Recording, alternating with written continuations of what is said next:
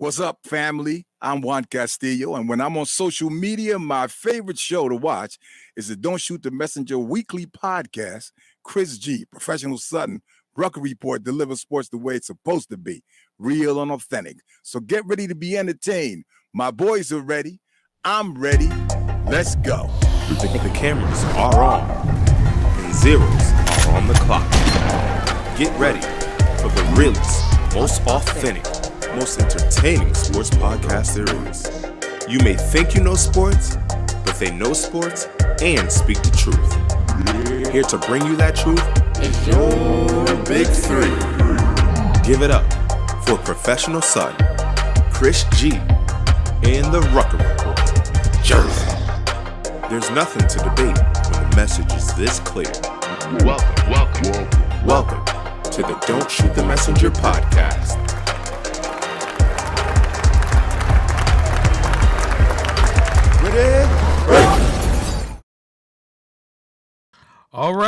All right. Welcome to another edition of Don't Shoot the Messenger podcast. I'm your boy, Professional Sutton.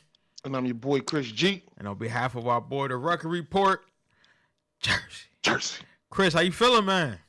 Feeling great, man. Feeling great on this fine, snowy Sunday afternoon. Yeah, you know You what? know what I mean? A lot to get into. I knew something was going on because it was too cold, man. I felt it in my bones, man. That's exactly what the old people say. Yeah, exactly. You know, Felt I it had in to, their bone. That just means shout you out to old. them. Nah, you crazy. Nah, I ain't feeling my bones, but it was cold. But before we begin, you know, we definitely want to thank our sponsor, 94.3 WYBC. The rhythm of the city. Yes, you can go to www.943wybc.com. They also have a $100 gift card if you go to the website to any black-owned business. So I would love to get that $100. But also, you can see your boy every Saturday on a Saturday night dance party hosted by yours truly. That's 943wybc.com. And also, you can find us on Facebook, Real DSTM, Real DSTM1 on Twitter, and also Professional Sutton on YouTube. And if you want to donate, you can donate to all three. If you want. Look at that. Yeah, come on, man. Come on. See, you know, after you basically got forced into doing it. Nah, man. It's been up there for you. It's been up there for months. All up there, ready to make money. It's been up there for months. I don't know where you guys are getting this information. It's been up there for months. Oh, okay. Yeah, for months, man. For months. I must have been missing something. I don't know either, man. It's crazy. I must have been missing something. You Gotta know what I mean? be, man. Had to be. So, like Chris said, we got a lot to talk about today.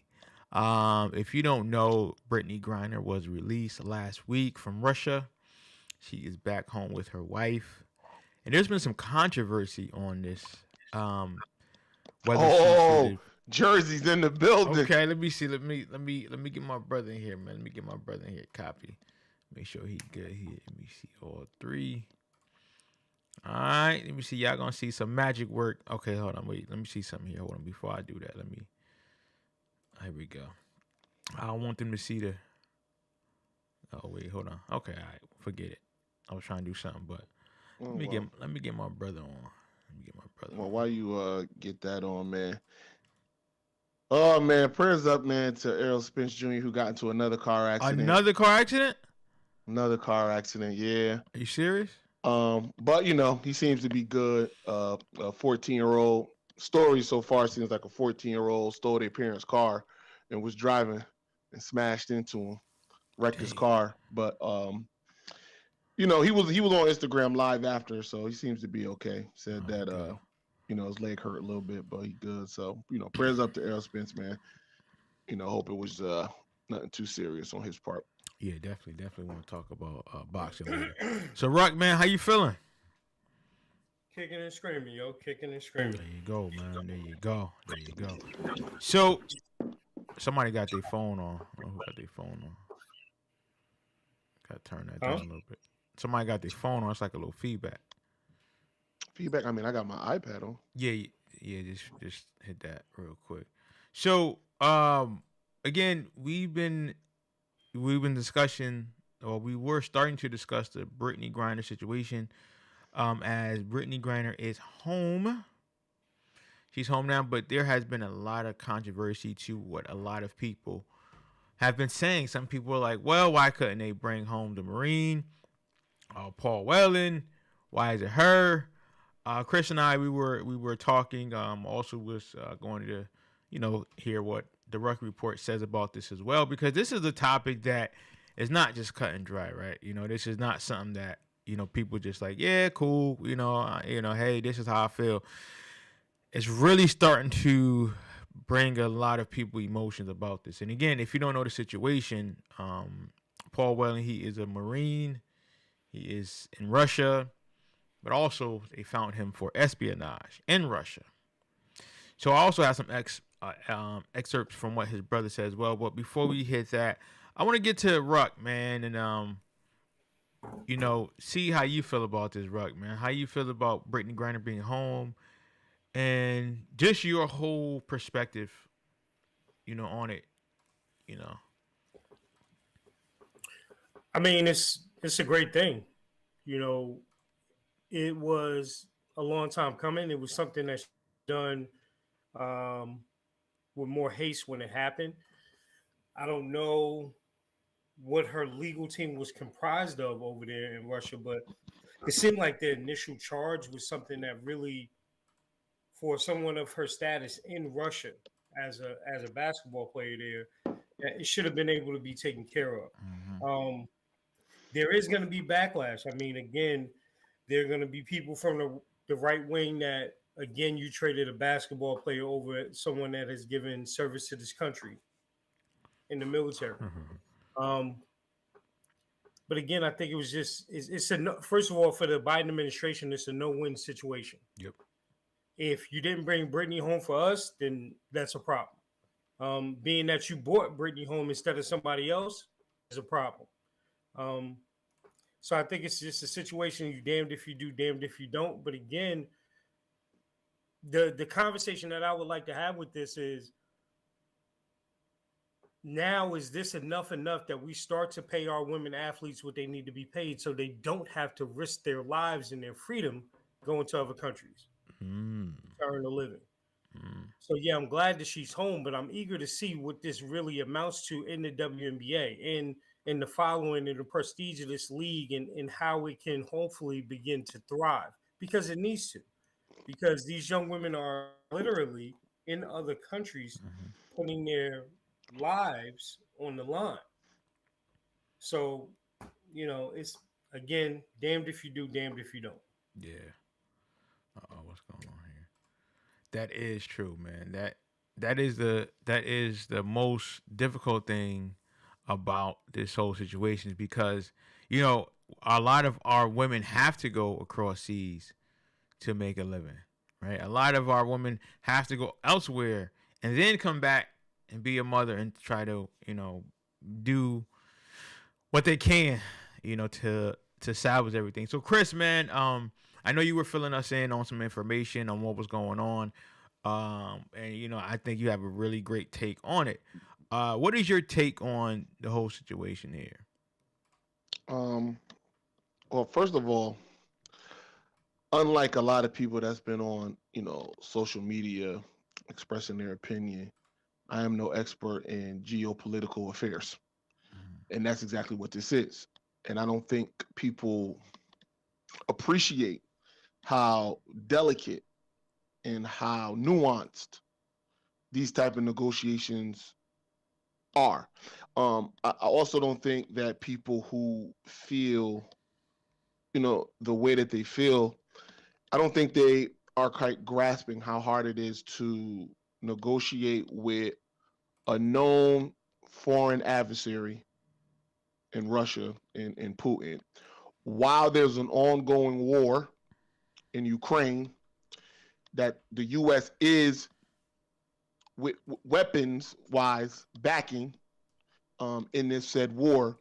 So there's a lot of moving parts going on in the Brittney Griner, Russia, America, Ukraine, because you need to add them into it, a situation. So, everybody that's kind of up in arms needs to, I don't know, maybe go to school for, geopolitics, because, a lot of this stuff is over my head. You know what I mean?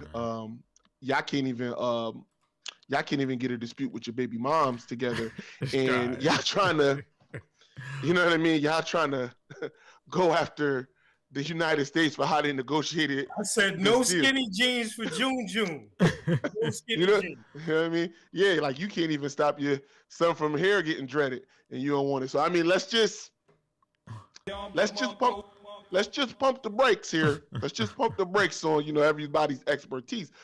With that being said, though, I don't know if everybody is going off the full story. My personal opinion on it is Brittney Griner deserves to be home. Yes. She was, in my opinion, she was railroaded. She was railroaded by her oligarchy from the owner that owns her team. Certain promises and concessions and everything was made like, yo, if you come, you're good. That oligarchy knew she wasn't good. She was definitely used as a political pawn. And the U.S. has even released information that they believe that she was targeted. Like, when she gets here, we're getting her. You know, you can get your Candace Owens and your Tommy Lawrence and all of the right-wing people to call her a weed-smoking basketball player. You know, she wasn't caught with no ounces and grams on her. She was caught with some residue in her cartridge. Mm-hmm. All right? One, them knowing that it's there is, a bit suspect. Them even looking for it is suspect. Also, they... To get to a point that Ruck was talking about, in Russia, from the research that I've been doing, when you get found, when you get convicted of a crime, or what I mean, they bring up charges, the judicial system there is not innocent till proven guilty. It's you are guilty, and are you going to admit that you're guilty? Is how less of a sentence you're going to get. There is no due process. There's none of that. I think sometimes people think that the rest of the world operates like the United States. They do not. Nope. They do not. I mean, our system has tons of problems, and it ain't perfect. But people don't operate like how we operate, where you get assumed innocent until proven guilty. You get arrested in Russia, whatever charge they give you, that's what you did. Mm-hmm. In the words of Kanan from Ghost, whatever they said, that nigga did that shit.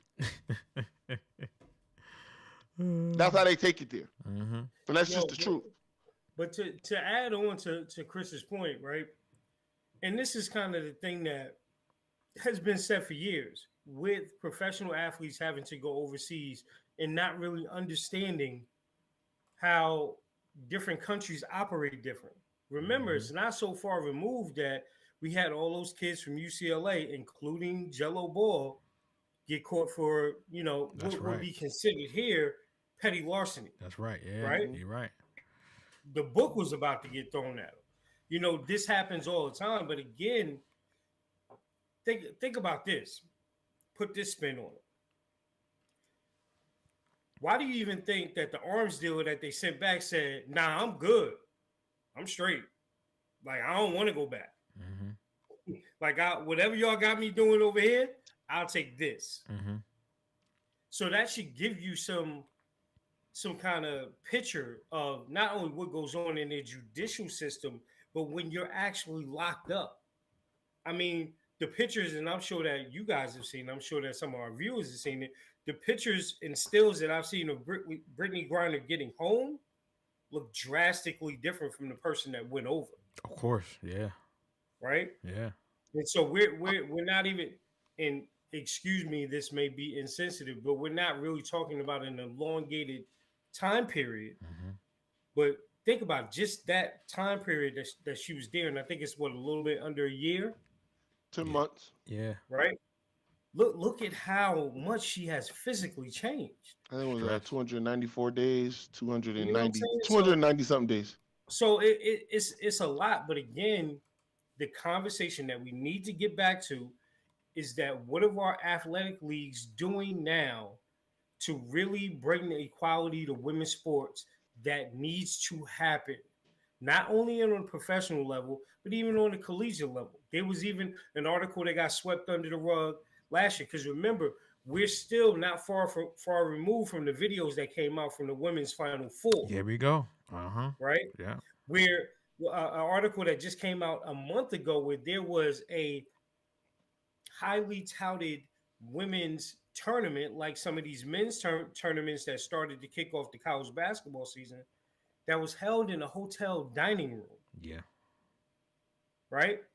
So these are the things that people should be wanting to talk about. Like, okay, we don't want this to happen to our women athletes. Treat them and pay them where they don't have to live and get a second job. Because remember, these are only professional athletes that we know that have to have second jobs. Yeah. Right? So how fair is that? So it's a lot with the situation, but like Chris said, you know, unless you got your geopolitical degree, you're gonna be out here sounding like Herschel Walker. I'm not. Yeah, and I'm not. That's what I'm saying. I'm not gonna do it because listen, as I was talking to Quet, as much as I love that Brittney is home. Yes. And like you said, you can see the drastic change. One of the reasons she said she cut her dreads is it's so cold where they kept her that when she tried to wash her hair, it would freeze. Yeah. And she was getting ready. Like, she didn't know if she was coming home. She didn't know if she was coming home. So she was getting ready for the long winter, you know, Game of Thrones reference. She was getting ready for the long winter. On top of, you know, people being upset that she came home instead of Marine. You got to remember, yo, they made a bid for Brittney and the Marine to come home for the Merchant of Death. Yep. Russia said it's either a 1-for-1 or it's nothing. So I don't like how people are acting upset that Brittney came home over him when Russia wasn't letting him on the table. As me and Quet were discussing last night, you got to remember he's there for being a spy. People don't like letting spies go. No. Also, the U.S. don't like to admit it, but you know, I think the running theory on spies is if you get caught, you're on your own. Yeah. And I'm not saying he deserves that. I'm just saying I don't think it was as cut and dry as how you pick Brittney over the Marine. Also, I ain't thrilled about the trade. You know what I mean? As much as, you know, Brittney deserves it. She deserves it. She's been class personified in this whole ordeal. Her and her lovely wife. Man, trading the guy who they traded for her, that's a tough one. Yeah. That's a tough one. It'd be a tough one for anybody. What's up? I just want to read the comment that Paul Whelan's brother, you know, made. He said, Paul Another Whelan, class personified. I know the comment you're getting to. Classy guy. Real classy guy. He said, you know, again, just for some reference, right? Because, you know, I know a lot of people are like, oh, that's BS. And again, you know, just like Chris said, you know, it's a different level when you have a professional athlete versus someone who's trained. And this is what Paul brothers David Whelan hit back at President Trump for his comments, arguing his attitude is disappointing from a former president. He said, I think that what President Biden did was take care of an American who was in a peril and bring home the American that he could bring home. So it's disappointing that a former president will have that sort of perspective. And again, this is not an easy one. This is not one that, you know, we can just say, yeah, this is right, this is wrong. It is really tough. But one thing that, you know, reading and, you know, that Chris brought up is a difference between someone who's trained for this and who knows the rules. Like, listen, if you go over here, this is what's going to happen. And if anybody that's not of your status, we're probably going to get them first, and then we're going to come get you. But to hearken on what Ruck was saying, it is tough because why do our women, again, like our professional athletes, have to go to a country like Russia? You know, like, it should be telling, like, you know what?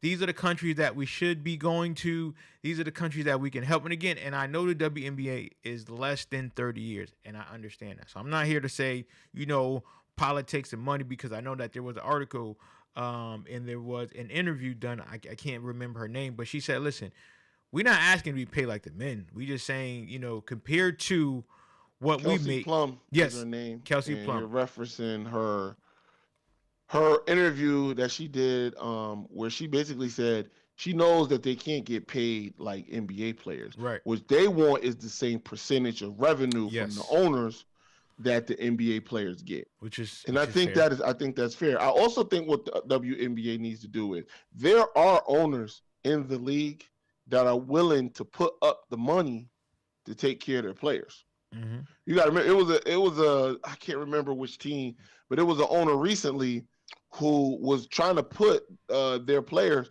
on a private flight. Yes. WNBA was like, nah, you can't do that, bro. They was like, you can't do that. It's crazy. So you got to remember, some of this is people need to support Americans. Mm-hmm. People that live in the United States need to support the WNBA. That's first and foremost. Secondly, the WNBA, if there's owners who are willing to put up the capital, who are willing to put up the money to take care of their players, let them take care of their players. Exactly. Let them take it. And listen, if they win all the championships, if they get all the players, those other owners are going to have to adjust and pay some money. Because if you got $1 billion owners owning teams, let them pay. Mm-hmm. Now, what their contract situation, I ain't gonna get in. That's their pockets. I ain't getting into their pockets. But as far as if an owner is willing to put up the capital to take better care of their players, maybe so they don't have to go and play another season overseas, let them. Mm-hmm. Let them. That's something that the WNPA. I don't know how to say it. It's the NBA PA, right? Yeah. I know. So it's the WNBA PA. All right, there we go. Yo, they're gonna have to negotiate something with the owners just to get that on the table. Like if somebody's willing to pay, let them pay. Mm-hmm. And it's there. You know what I'm saying? So, I mean, the WNBA is far removed from infancy. Like it's there. The money is there that can be made. They need to do a better job. And this is, again, what has already been said. They need to do a better job of packaging the game, broadcasting the game. But they have TV contracts that should allow them to really make some leaps and bounds in terms of salary and things like that. Like it is a marketable sport. You can't say that women's college basketball is more attractive than women's professional basketball because these are the same stars that all of these people across the country have followed for years.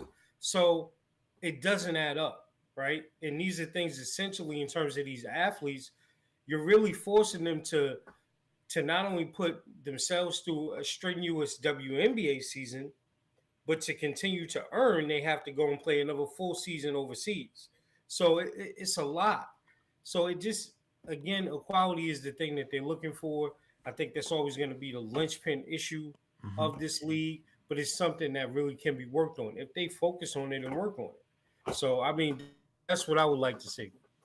But I did want to do something different. I wanted to ask y'all a question, yo. Yeah, please. I know we're talking about Brittney, right? Mm-hmm.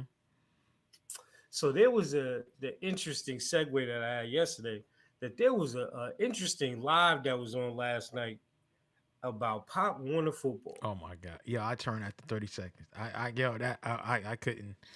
And I just want to say, let go. On this program, let go. I'm here for it because we need to have this conversation. Like, we need to have it. Let go. So then, I'm with it. So then, start it off, right? I'm with it. Start it off. Do it live. So here's the thing, people. And for all our people following on YouTube, I don't know where y'all at, but I'm pretty sure with this Pop Warner football conversation, you're gonna jump into this and feel what we feel. And for my people here in Connecticut, So listen, last night it was kind of greasy on Facebook. It was Live. a lot I'm greasy. rolling through my live, and I see one of the good brothers I know, and I'm like, oh, he up here on live. Let's see what he talking about. Because when he talk, it's pretty exciting. Lo and behold, he's talking about Pop Warner football and how his child, which is one of the more interesting, dynamic explosive young athletes in this area was not able to play on a televised game on offense. So people were just clamoring like, hey, what's happening? What's going on with this? Why is this happening? So I wanted to bring this conversation to y'all to start more of a question, right? For my brothers here. Is what we're seeing in Pop Warner Sports today more of a lack of credible and viable coaching, or parents that are delusional about what their prime was or what their effect on the athletic field was? I'm just trying to figure it out, fellas. Quick, can I start this off? Yes, please do. Please start. It's definitely more coaching. I want to start there. Okay. I want to start there. It's definitely more coaching. You know, as somebody whose kid was a starter and a regular at Pop Warner, and I never. There's another coach up here of a Pop Warner, and he'll verify this. I don't ever talk to the coaches. I ain't nothing to say to you. One, you knew you wasn't as good as me, so I don't really care what you got to say anyway. Now that's cocky and conceited, and I know that. But you probably don't know shit anyway, so I don't really want to talk to you. But there is a level of the inexperience of the coach, and also the not geopolitical, hood political. Yeah, give it to me. Of baby mamas and single mothers that the coaches want to capitulate to for some after practice extra events. Hey, quit. And I'm sick of it. Where your mom's I was about to say, there's a lot of, hey, yo, 22, when your mom's at. There's a lot of that. There's a lot of that going on in Pop Warner. Let me tell you something. I don't trust Pop Warner further than I can throw it. And seeing that I can't pick it up and throw it, I don't trust it. I ain't trust. Let me tell you something. Can't win with them. Can't win with them. Don't need them. Okay? Yo, the Pop Warner system, and I can't speak for other cities in town, but I can speak for New Haven, is trash. Almost every coach I've ever seen there has been underqualified. Holla at your boy. I told you to come on. You couldn't make it on the high school coaching staff, so now you on Pop Warner. Ain't never put together an offense in your life, and you trying to run pistol because you seen it on a college football game 2 nights ago. Why is it that New Haven got some of the best athletes, young athletes in the world, especially in Connecticut, can't pass the ball to save their goddamn life? Can't go other than on one to save their goddamn life. Please, hey, quit. You was a coach. That quit. No, I ain't quit. Who said, I can't do this shit no more? I stopped. Because I can't do this shit no more. Go ahead, take it away. Take it. I want to hear what you guys say about this. Hold on. Let me see here.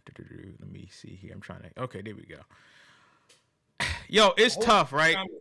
So here's the thing, right? All of what you guys are saying is right. Being a coach from the other side, it's a lot of parents who really try to live vicariously through their children. And I'm be real, it fucking sucks. It sucks.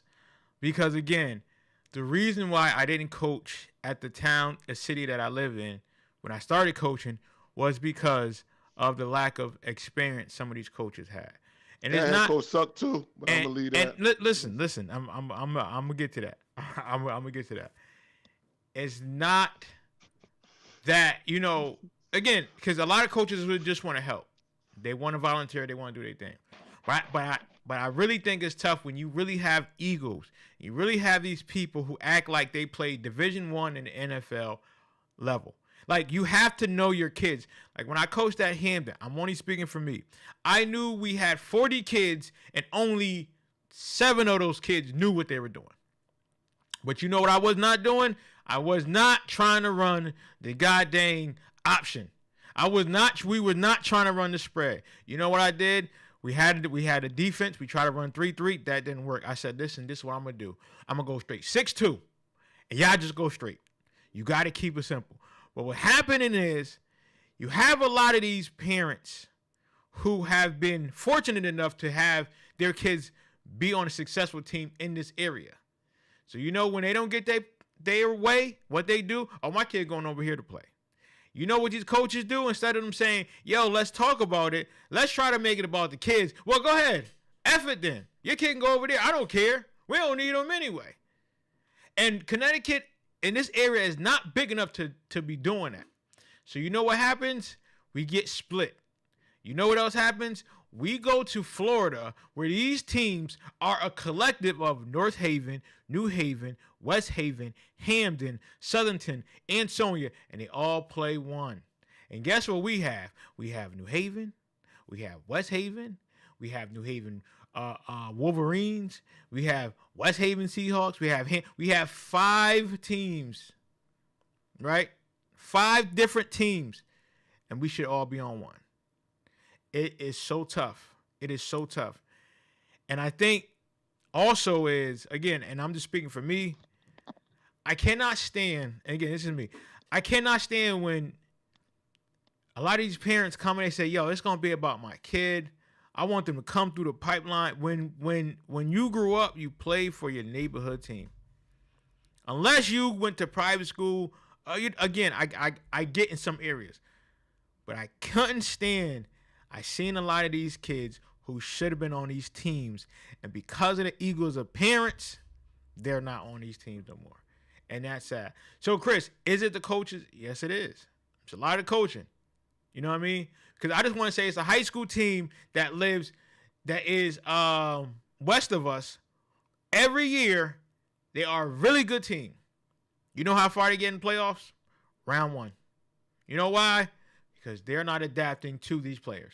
And it sucks.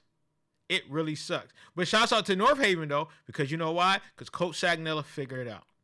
He said, hey, we can't do this, but I'm telling you what we can do and what we will do. That's the part. Well, yo, also, why don't you do what Ansonia do? Ansonia, and the reason I bring up Ansonia, when you play Pop Warner and Ansonia, they're on the same place. You play that offense and that defense from Pop Warner to high school. No, Chris, you know why? Because I seen a play on Madden that's been working for me for the past 2 months, and I'm going to use that play. My point to the coaching. You know why? You know why North Haven is good? And I don't mean to cut you off. You know why? Because Coach Sagnella tapped into the Pop Warner program and said, hey, what do you guys run? What do you guys run? This is what we run. Let's run the same plays so that way, like you said, Chris, when they come up to us, they know it. It's not even, now it's to the point where we're going to run it until you can't get it wrong. And that's the point. And you have these parents and you have these coaches who are fucking delusional. Like, are you kidding me? These are kids that we're talking about. But because you want to put your ego in it, we can't be successful. And it's going to be a damn shame because I wanted to jump on our live yesterday and say something, but I didn't. Yo, but you know what it does? And from what last night, and again, it seemed like there was a communication issue between adults. Yes. That leaked into the kids. Or that affected a child, right? The sad thing about this is that not only did it affect the child in the chosen sport that he chooses to play, right? But then these kids at 10, 11 years old are having to make almost young adult decisions. Yes. And then, the one thing that nobody has said, what does this do to the chemistry of the kids? Yes. Because if we were on the same team together and we both killing, but now there's a problem because my dad got a problem and your dad got a problem and somebody mom's got a problem with my dad. So now what could have been the building of a bond that could have lasted through high school, that could have equaled some state championships, that could have led to a lot of good college opportunities for some of these kids. Now people are going to go different ways. Mm-hmm. And again, to your point, it only leads to further the division. Yes. Because when you have to go to nationals, and we have said this all the time, people in southern states, especially for football is a year-round thing for them. Mm-hmm. So their preparation with football is always year-round, right? Yep. So you got to know what you're going down there to face. The question I have is that, I've intently been watching some of this stuff go on for the last couple of years, and I'm like, so why is it that we keep going down and keep getting the same result? Mm-hmm. And that goes back to the point of, and like Chris and I were just saying, you got to be coaching, bro. It mm-hmm. got to be coaching. Yeah, I definitely think, a lot of it is coaching. But I also want to say, not in the particular situation that you were talking about last night, because that player was actually good. A lot of these kids, I hate to break it to you parents, your kid ain't that good. Yeah. Your kid ain't that good. Listen, it's hard to hear. But it's the truth. Your kid ain't that good. You fighting for this kid to have time, and that little nigga suck. Like, I don't really know a lot of other ways to put it.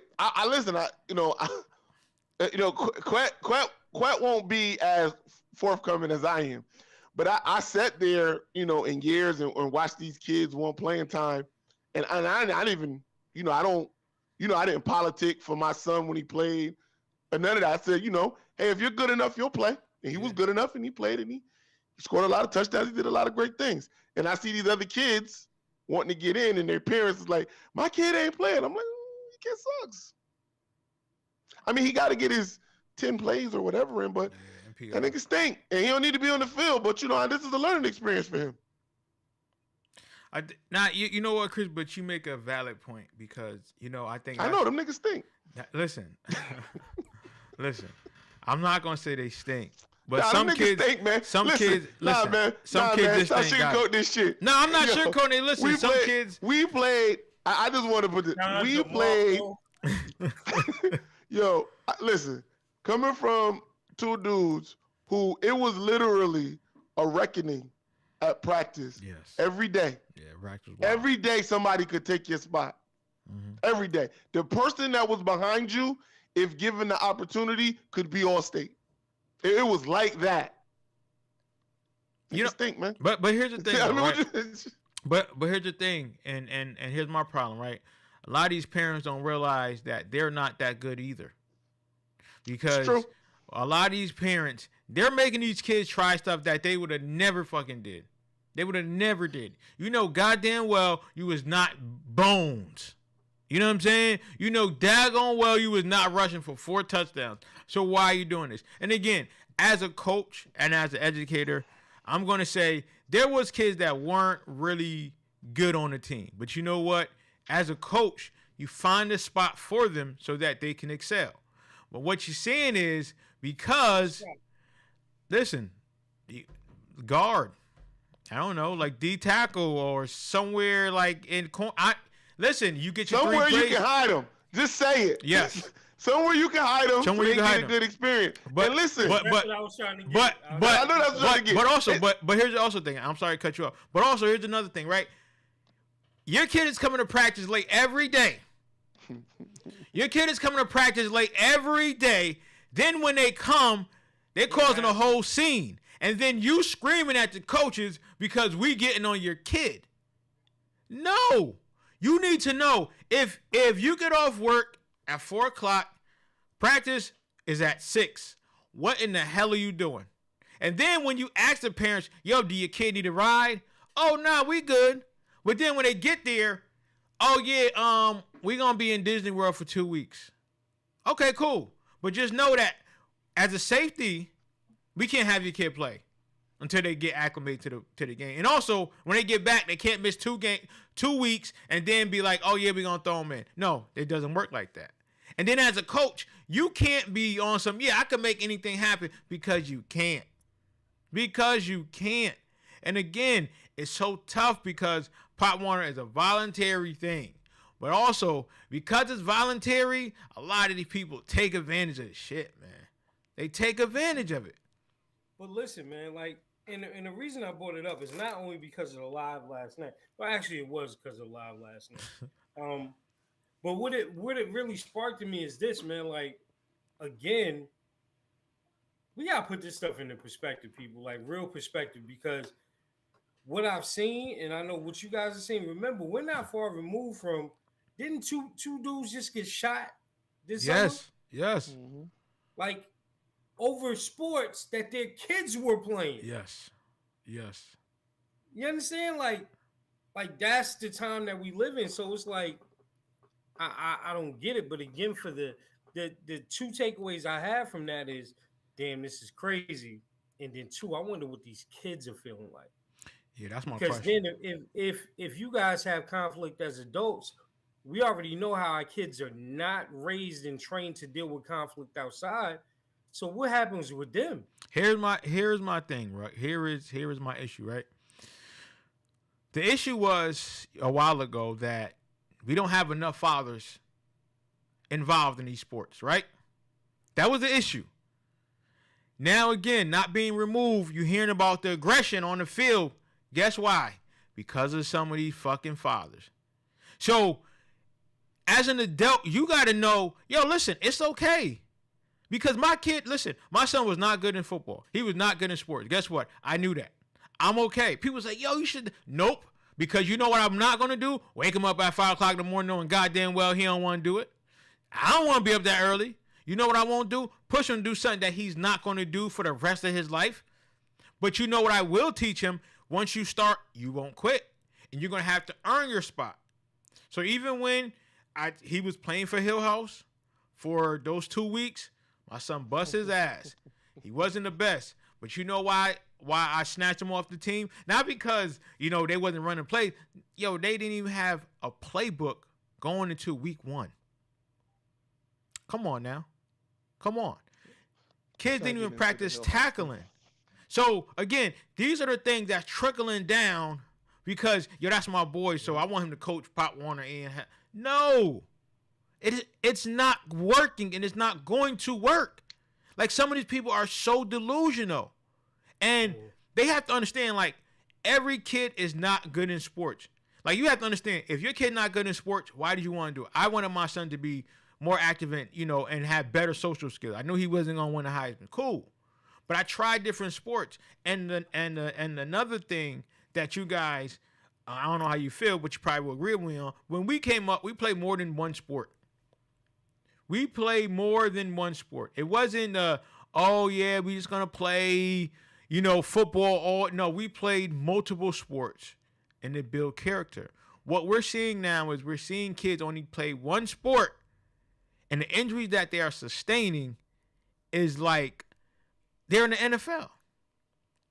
So, what would be your solution? Because, like I said, you're a very smart guy. You play sports at the collegiate level. You play sports, in high school. What would be your solution? And, Chris, I want to get yours. Even though it's going to be wild, I'm still going to love it. What will be your solution to all this? If there is a solution. Or, you know what? A suggestion. Let's start there. You know what? It's hard because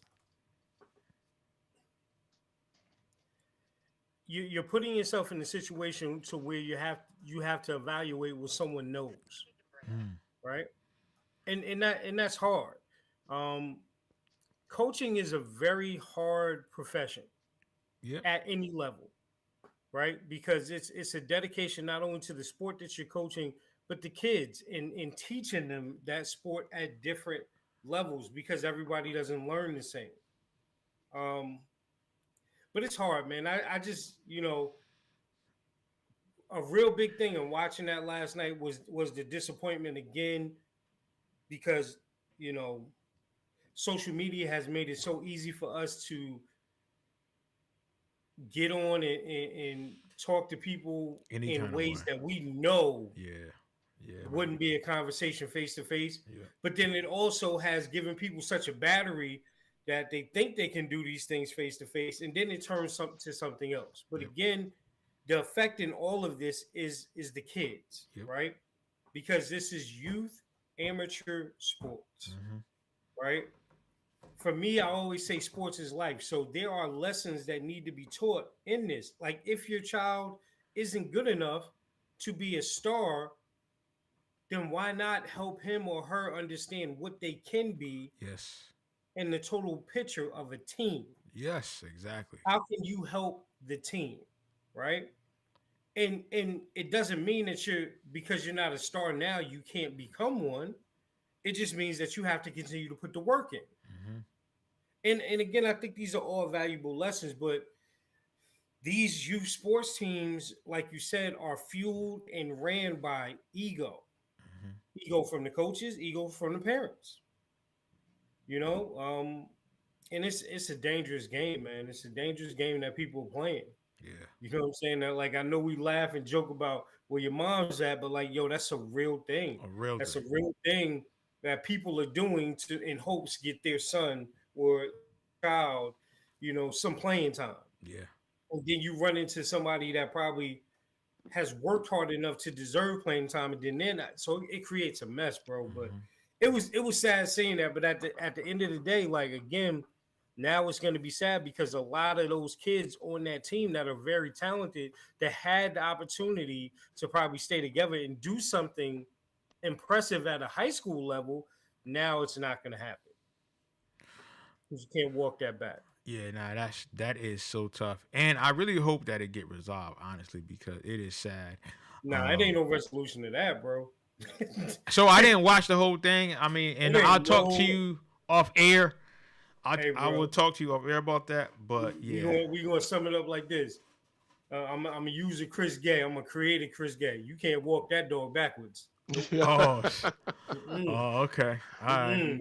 That joint is pointing in one direction, and that's where it's going. Okay, Chris, what would your advice be? To I mean, again, suggestion I should say, because there's no like real way we can solve this thing. Well, the coaches think and the kids think, so it's hard. This guy's so humble, ain't he? But I would say, being truthful, I would say that you need stronger coaches who can handle not just the coaching side, but also the parent side. Because, like, we all played football and at a bunch of different levels. And all of my real coaches were strong enough to coach football and handle the parents, because that's just something that you got to do. And you need people with stronger values and who know how to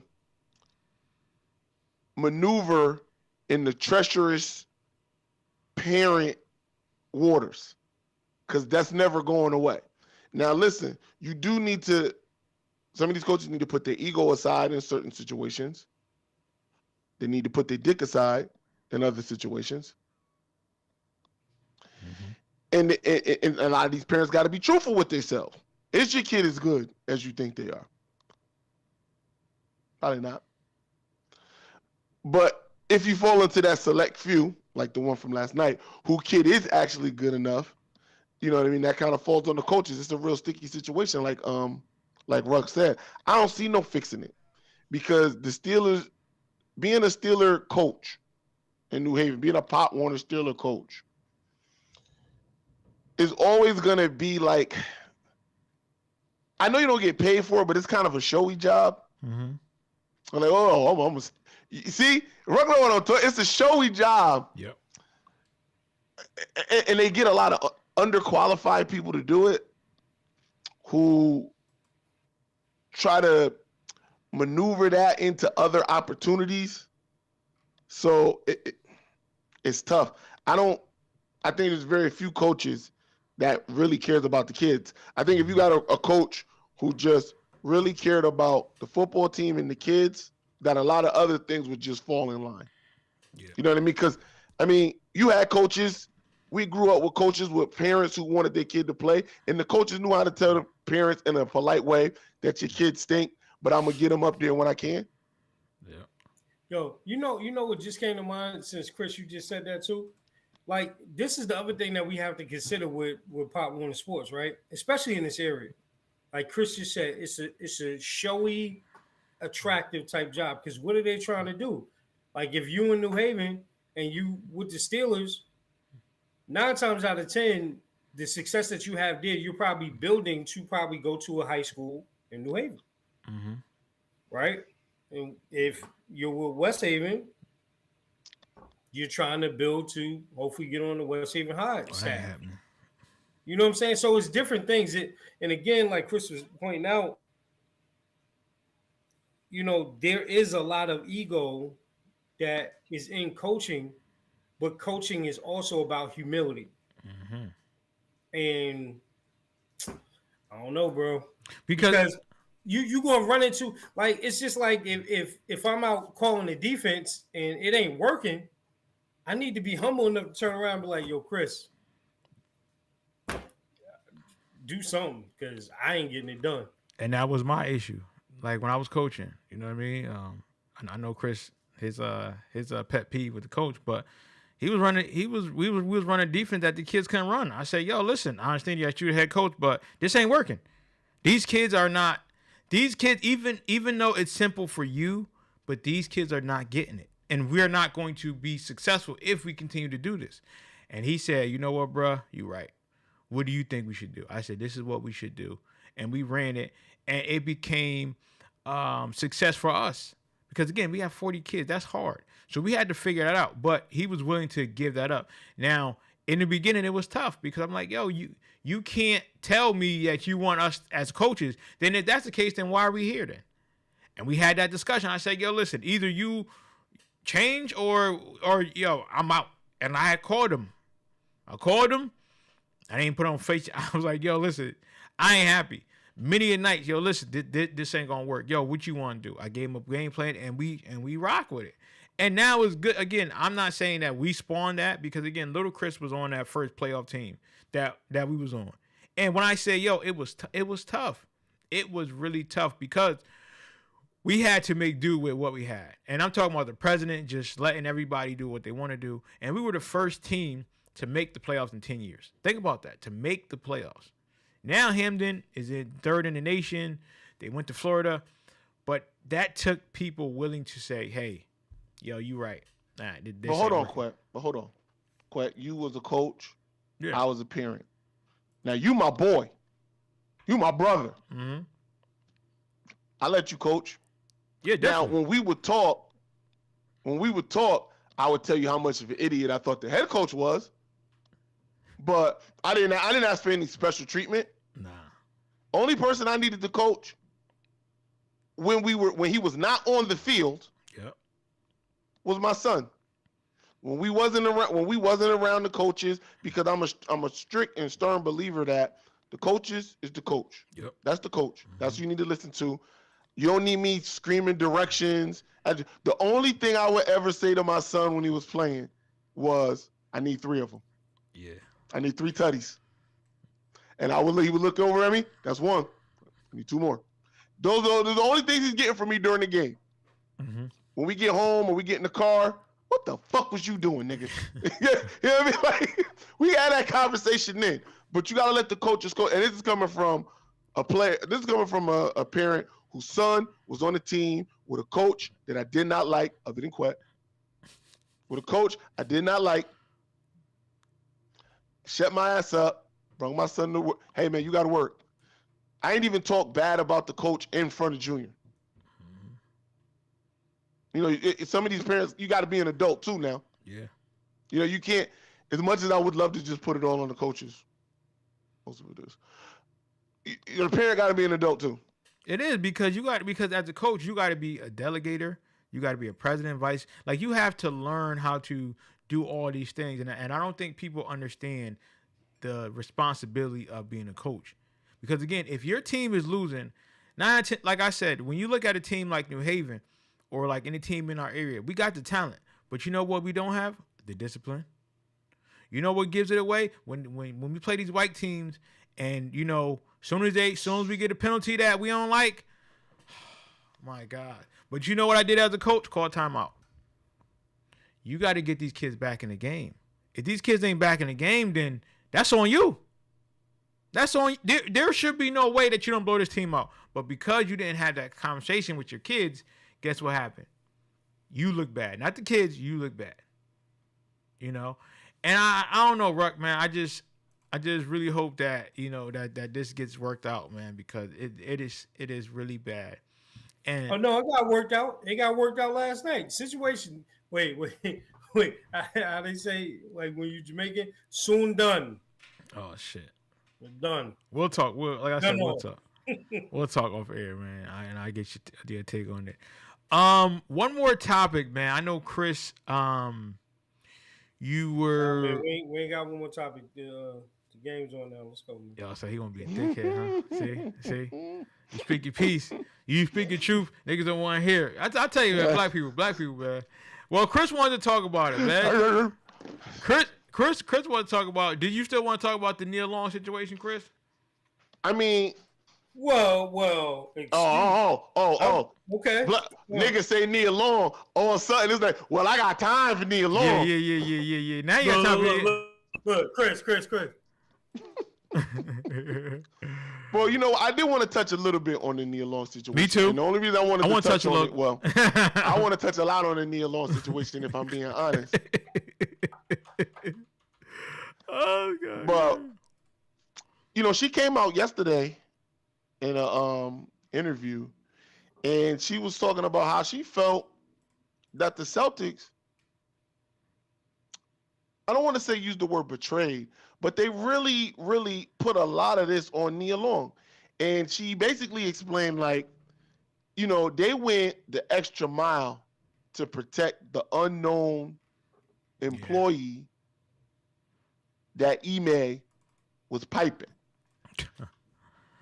I said that on purpose. But they no type of regard for Nia Long and her kids and how they portrayed Ime and how they brung her up in the situation. They didn't protect Nia Long, but they sure protected that white woman. And I don't mean to be on my Dr. Umar Pan-Africanism. Hey, man. It is what it is. But I gotta say, man, like BD, what's up, man? Nia Long look hurt, yo. Yeah. Like, man. not hurt because of Ime, because she a strong black woman. She gonna bounce back just fine. Nia knows she look fine. Nia know she always been fine. There's a plethora of men ready to line up to take care of Nia Long, myself being one of them. And she gonna be Ruck being another. We ain't gonna talk about quack. No. So Nope.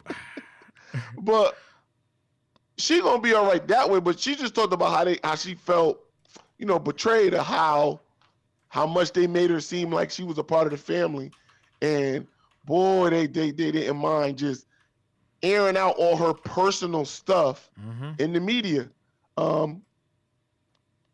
In the words of Dr. Umar, when Stephen A. wasn't cooning, Dr. Umar got a problem with Stephen A. And I listen, Dr. Umar got a problem with Stephen A. and Shannon, and I love it. But, you know, he said he thought this was a personal matter, and it should have stayed a personal matter. And I think it was a personal matter, and it should have stayed a personal matter. And he should have got... They never had to leak this. Yo, he should have got suspended for conduct detrimental to the team. And that would have been that. Now, the Nia Long stuff would have came out eventually. Right. As well as they ain't together no more. Oh shit, what happened? And if Nia Long wanted to drag this nigga, she could have dragged him. But that should have been her decision, not the Celtics.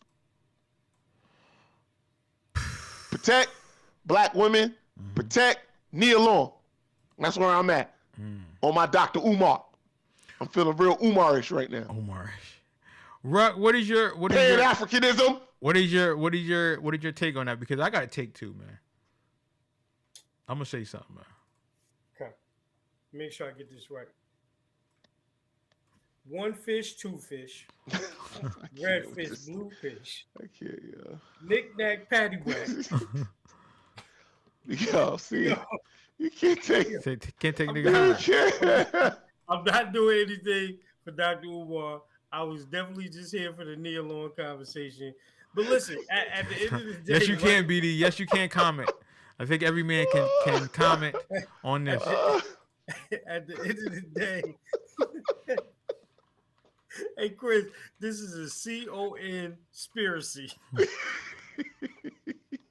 Yeah, I can't with you, nigga. Hey yo, and listen, at the end of the day, the Celtics knew full well what they were doing. We knew from the beginning when they said they weren't going to release name of the women that were, involved in this incident, what it would be. We even saw some of their tactics in releasing the name and picture of the wrong staff member. That happened to kind of like Nia Long, and then put Nia Long in it. So again, like we get that. We've seen that movie before. It's sad, but again, it's just, again, it shows you where Boston is, man. This is Boston. Like, remember, these are the people that how Bill Russell is. These are the people that still painted things on his house, left crosses on his lawn, doodle on his steps. Like, you know what I'm saying? Sorry, so dude. this is Boston. And that's why they asked got ramrodded last night. Oh yeah, they got disrespected. That's another fact. Jason Tatum still shaking off them demons, and I'm a Tatum fan. Cause boy, he seen some ghosts, didn't he? He looked like what some ghosts, didn't he? He looked like what he did in the playoffs. I swear, Juan just texted me. He said, "Yo, Jason Tatum, what was he doing?" Yo, he looked like, oh shit, I'm back in Golden State. Hold on, the real leaders of the light-skinned delegation. They came to the pulpit. Listen. I love when light-skinned dudes fight against each other. And then then they introduced the new vice president again. Excuse me, ladies and gentlemen. Jordan Poole will be the next one. Yo, let me tell you something. Hey, man, let me tell you. Y'all better get it right. Listen, and Chris, how many times have we had this discussion off here? You continue to let the Golden State Warriors not only retool, but retool with substance. And nobody's saying nothing. Because I tell you another thing. That the Django Unchained move that Kuminga had on Tatum last night. Let me tell you. Boy. The Warriors, you know why I don't think they panic? Because the West is so jumbled. Then even when they were below 500, they were still only like 3 games out of first place. And they're going, you know what? We're just going to figure it. And you know what? They not into the whole we need to start. Last year, they needed to start off strong. They needed to let everybody know that they was back. This year, they're going, we don't need, listen, when it's go time, that brother Steph Curry, who in a real live game hit a 30-foot three, turned around, went to ask the crowd, did it go in? Did it go in? Literally left it up there. That's a bad man. They put some respect on that boy name. Yo. I better put some respect on that boy name. I do want to talk about that next time because I have some thoughts about that. But I do want to keep it with the Nia Long situation real quick, and then we can move along. Yeah, I want to date her. I mean, yeah. Nah, Nia Long deserves the long. The longest of the long. Best Man 4 coming to theaters, people. Yes. Yeah, I'll be there. Okay. But I just want to say this about Nia Long, that she is. I mean, I don't know if I've seen a transition from, she used to be a little short, skinny thing. All right? My God. Friday, she was a little short, skinny thing. Fresh Prince, she was a little short, skinny thing. She had dropped a couple babies, and now she thick 'em. Yo, BD said in quotes, Nia Long needs the long. Chris G 2022. Hey. Sign me up, BG. Sign me up. Hey, Chris, what they say? Oh, you grown now. She grown. Oh, she grown. Because that's a grown woman. Chris, I thought you were gonna hit a sermon because you said on Friday she was skinny. But on Pond today, this Sunday, my God. But this Sunday, my God. Let me tell you something. My God. I know that I serve a mighty. Because when I think about the goodness, and all of this done for Nia Long. Okay. Okay. My soul. Hold on. My pants. Rise up. Hallelujah. Praise the Lord. Praise me alone. Because if you know like I know what them titties been doing, what that ass been doing, you know what? Oh God. Let me just get these collection plates going down the aisle and BD said Nia Long is now in her final form like a Dragon Ball Z character. My God. Yo, BD says she's Super Saiyan 8, yo. man. Shit. You may. Listen, I get it. Super I get Saiyan it. 8 or she gonna get 8. But go ahead, Greg. Go ahead. Let me tell you. Listen, Ime, I get it, right? You with Nia Long every day. She probably get on your nerve. She don't get on my nerves though. You hear what I'm saying? You know what I'm saying? Listen, I'm sure Holly and Beyonce, or I'm sure they be at home getting on Jay and them nerves. Hey, and they be like, man. Deal with it. Deal with it, tough guy. Yeah. Hey, you tough, right? You tough. Even a dog bark. People get on your nerves every day, B. Yo. Y'all stupid, yo. Y'all are stupid. Y'all are stupid, yo. I'm just saying. You know what? I'm just saying I want a piece. So BD said, yeah, she could be annoying, but it's Nia Long. It's honestly just proved it ain't looks. They all get cheated on. Yeah. I mean, I don't even want to get off into that topic. Nah. Yeah, that's for the DSTM special extra. You're gonna have to pay for that. You got to pay for that. You're gonna have to pay for that. You got to pay for that. That's what's that shit? What's the shit that they charge? OnlyFans? That's Patreon. Oh, Patreon. Yeah, Patreon. No, that's Patreon. Oh, yeah. We ain't on OnlyFans. We don't got enough titties for OnlyFans. Patreon and Twitch. Yeah. That's Patreon content. My God, that's so funny. Yo. Oh my gosh, yo, I just knew it was gonna. Every show is always that laughter moment, and that was definitely it. Wow. That was definitely that laughter moment. But any other comments? Because I do want to wrap it up, fellas, man. I appreciate y'all. Because I know we gotta get our deacon on, man. I know he gotta be. Hold on, what did he say? He had text me. He said he got to be at the Mount Zion Baptist Church of God in Christ at 2:30.